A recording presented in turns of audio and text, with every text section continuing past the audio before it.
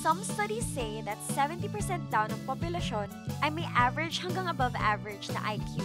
Ako, exceptional daw base sa 144 IQ test score ko. Super talino ako. Pero ayokong isipin yun lang ang special sa akin. How nice naman nakita na kayong dalawa. So I think that it's about time that we tell the both of you na... Noon pa man, pinagkasundo na namin kayong ikasal. What? Mom, alam mo naman na from the very beginning, hindi kami magkasundo, di ba? Minsan naman, hindi nag-uumpisa ang love sa first sight. Hindi naman ready-made ang pagmamahala ng dalawang tao. Binubuo ito at pinalalalim ang ugat. Huwag ka magreklamo. Sinusunod ko lang yung mom ko. Huwag ka mag-alala. Hindi kita magiging type kahit kailan. Bakit mo tinatago yung dirty pasad mo? Tignan mo, sobrang ganda mo. Kung magugustuhan lang ako ng lalaki dahil sa physical na ano lang, di bali na. Huh? Now you are getting married. Wait! Sabi nila, life is full of unexpected things. This is one of those moments. But the surprising thing is, yung heartbeat ko. Pwede nang matikitan ng MMDA sa paglabag sa speed limit. Ano nangyayari sa akin, Lord?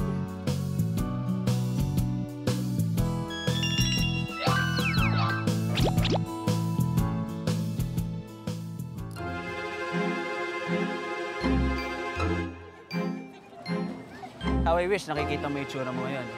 It's epic. How dare you do this to me? Do what? Make you fall in love with me? Pwede niyo na po sabihin ang inyong vows, Mr. Groom. Actually, I'm doing you a favor. Mabuti nang patikim muna tayo para alam naman natin yung pakiramdam pag kinasal na tayo. Miss Cute, Nerdy Girl. Ah! So you're really looking forward to it? Hoy, huwag kang masyadong confident. Ako dihado sa agreement ng parents natin. And Miss Nerdy but Cutie Bride?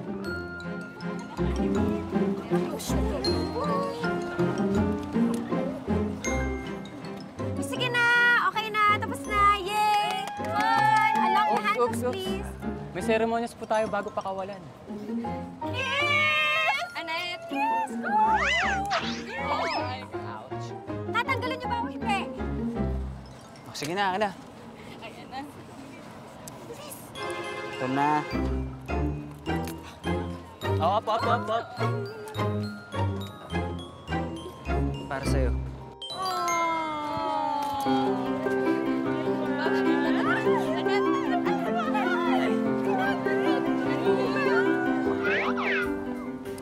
Pakainis ka talaga. Ba't kasi ano ito? You're welcome. So sabi nila, ikaw daw nag-organize sa lahat ng to. Ang galing! Nothing I should be proud of, pero ito kasi yung mga gusto ng mga mabababaw na estudyante. Ano ba kasi yung ginagawa mo dito? What do you want? Gusto ko lang humingi ng tawad sa ginawa ko kahapon. What I did was really mean. Pero seryoso naman ako sa sinasabi ko na maganda ka. Forgive me, please. Please. Sige na. Hilig mo kasi akong kulit mo eh. Yes! Hi! I'm Sarah. Pwede ba pumusita ko sa booth mo? Sige na, please. Teka lang, may kasama ako eh. Bayaan mo na siya. Ganda doon. Maganda doon. Talaga? Tara na. Sige na, bayaan mo na siya. Buti nang patikim muna tayo para alam naman natin yung pakiramdam pag kinasal na tayo.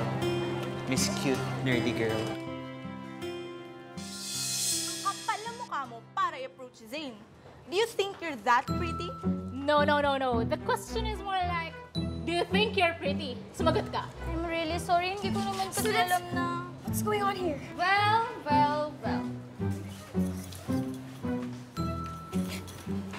If it isn't the luckiest nerdy girl at the wedding booth, kahit sinong loser na student fair organizer, kaya pull off ang stunt mo. But sadly, wala ka naman talaga na paniwala na pinapusasan ka ng hottest visitor dito sa academy para pakasalan. A guy like that would only have eyes for a girl like me. You're pathetic. No, I didn't say. You're saying?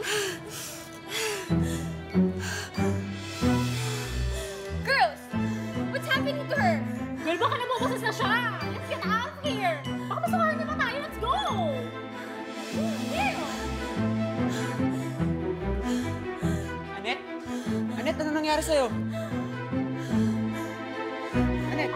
May mga nakasalubong kami ni Trixie kanina mga babae bago ka namin makita. Yung isa, I met earlier. Si Aliyah ba yun? Sinaktan ka ba nila? Bakit kasi hindi mo dala yung nebulizer mo eh? Di ba dapat lagi yun nasa bag mo?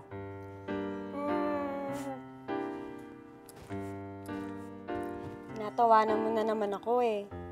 Ang sabi ko, hindi naman kasi ako madalas inaatake ng asthma, unlike when we were kids. So sobrang stress and tense lang natitrigger. Eh bakit ba kasi tense ka kanina? Alam mo, halika na. Iuuwi na kita. Wait! May gagawin pa ako! Put me down! Nakakahiya! Okay. Pero hindi nga pwede. Iuuwi na kita. As your future husband, I'm taking responsibility. Kaya, makinig ka sa akin, huwag ka nang makulit. Iuuwi na kita at magpapahinga ka na. Wag! Okay lang ako. I'm okay.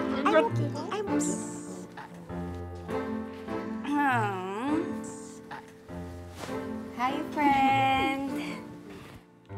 I hope you're feeling better now. Yeah. Sa tingin ko naman, okay na eh. Yeah. Trix, di ba may kailangan pa natin ayusin sa mga orgs? Carry ko na yun. Sige na, go home na with Zane. Max, tutulungan mo naman ako, di ba? Ako?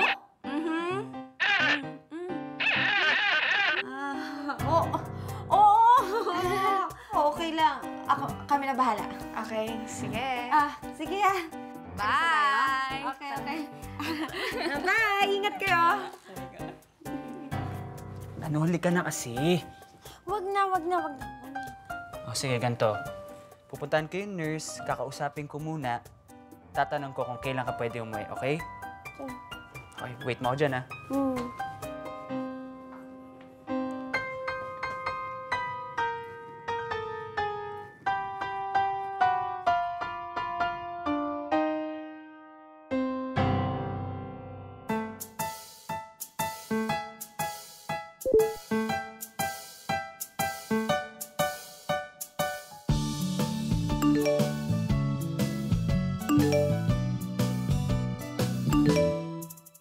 Dati-dati hindi mo ako pinapansin. Ang weird kasi ng aking dating.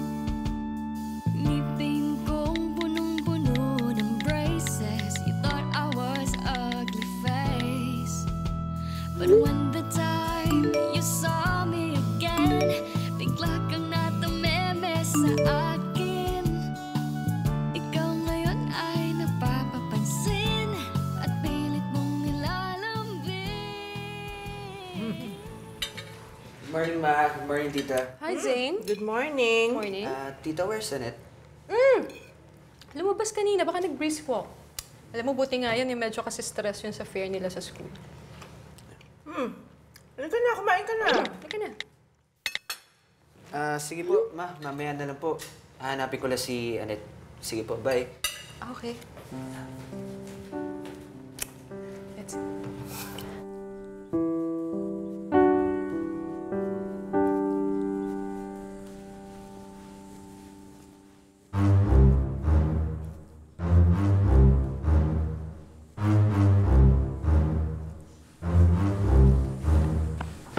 There you are. Bakit di ka sumasagot sa text sa tawag ko?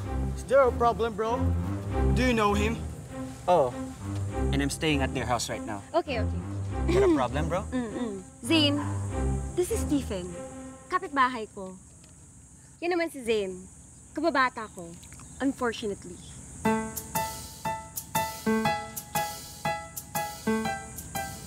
And we're being arranged to be married. Ang dating nerdy, ngayon ay hari. Di ko maitatanggi. Damdamin mo sa akin kahit hindi sabihin. Ikaw ay marong pagtingin sa dating nerdy. Bakit mo inangasan si Stephen? Hindi ka naman niya inaano. Teka, anong inaano?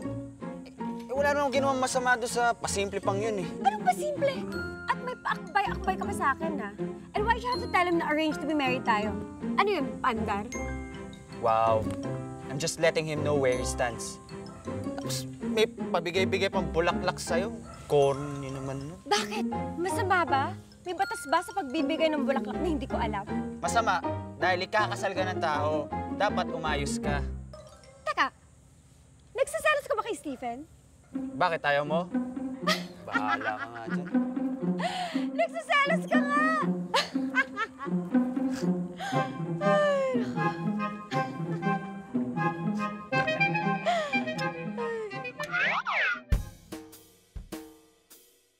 Girl, ano hindi niya magets?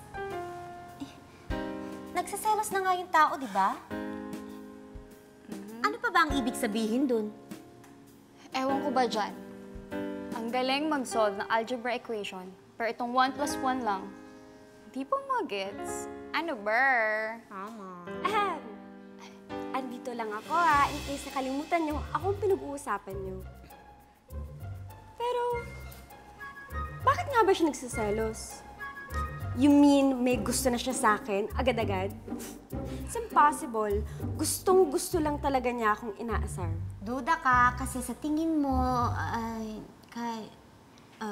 Ganon kaganda? Lagi mo kasing binibitin, te. Sorry. Anyway, Annette, sa tingin mo ba dahil ganon kagwapo si Zane, hindi kanya magugustuhan?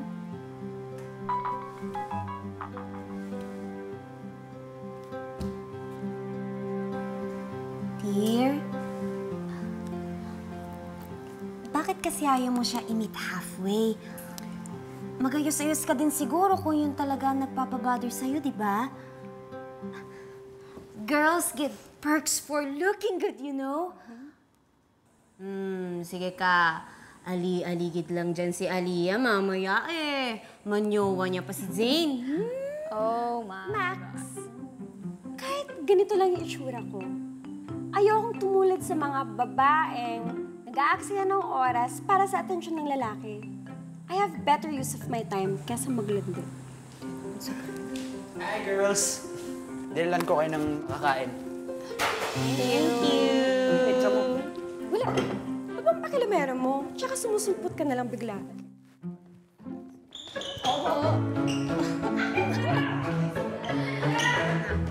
Ay, wala daw time lumande.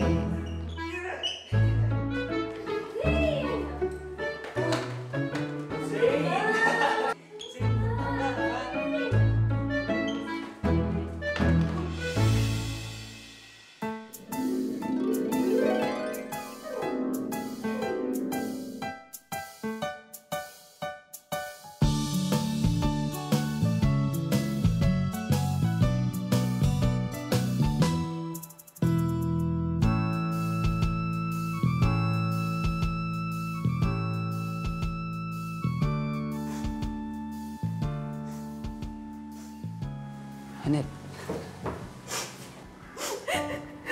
Annette.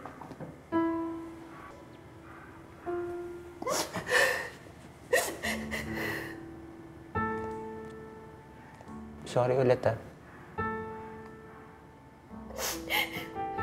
Alam mo, gusto ko lang naman mag-enjoy ka kasama ako, eh. Pero parang mali yung ginagawa ko. At nasasaktan pa kita. Kahit nung maliit pa tayo, eh. I hope na patatawarin mo na ako. Hayaan mo, bukas. Bukas na bukas, wala na mangungulit sa'yo. Gusto ko na sabihin kanina, eh. Gusto ko na sabihin na mapapagay, alis namin ni Mama papuntang States. Kasi may kailangan siya sikasuhin dun, eh.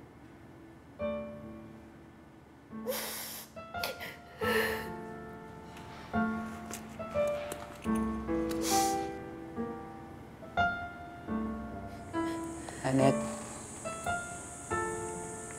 promise mo sa akin, by the time I come back from the States, gusto ko suot mo pa din to.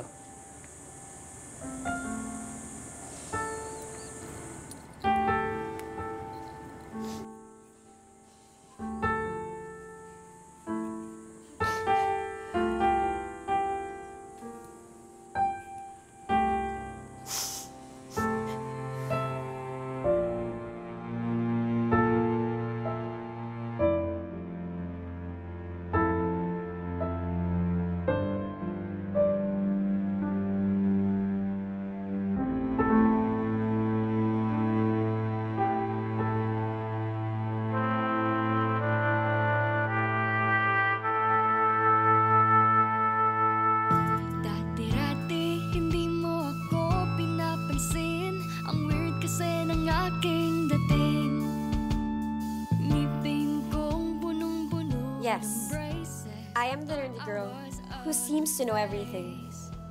But no, dahil clueless pa rin ako kung anong meron kami ni Zane. Basta, ramdam ko lang that he cares for me. And that special bond is something that I can rely on.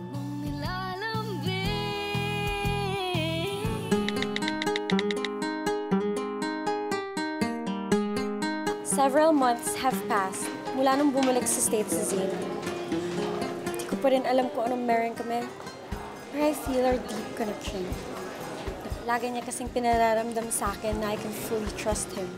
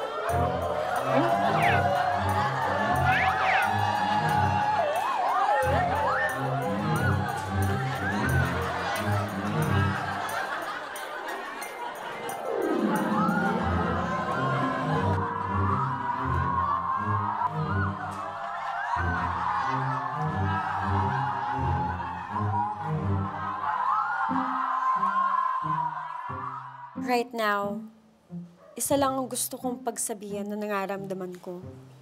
Si Zane.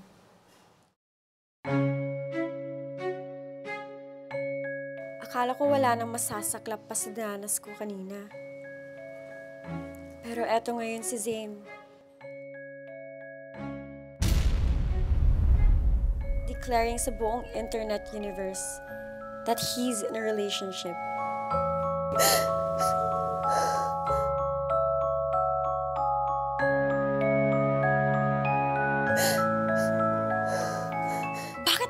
At nag-assume.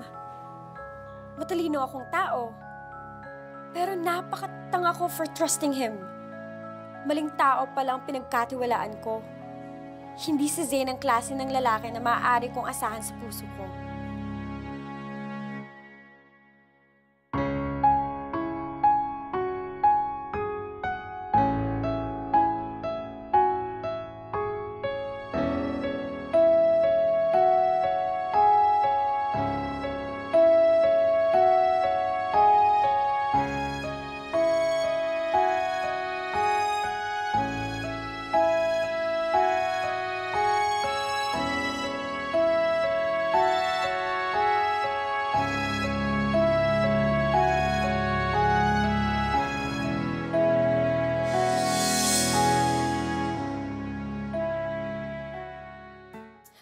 Rise above everyone so no one ever dares to cross me. Say goodbye sa dating kawawang nerdy girl because now, she's turned into a hottie chick. You're here. That's a surprise. Ano ba? Let me go! Alam ko kaya ka naman nagkakaganyan dahil sa akin, di ba? If you're thinking about our juvenile infatuation, nagpapatawa ka. Hindi na tayo mga bata, kaya please lang. Ano yan? In my business, napapaligiran ako ng mga gwapo at magaganda.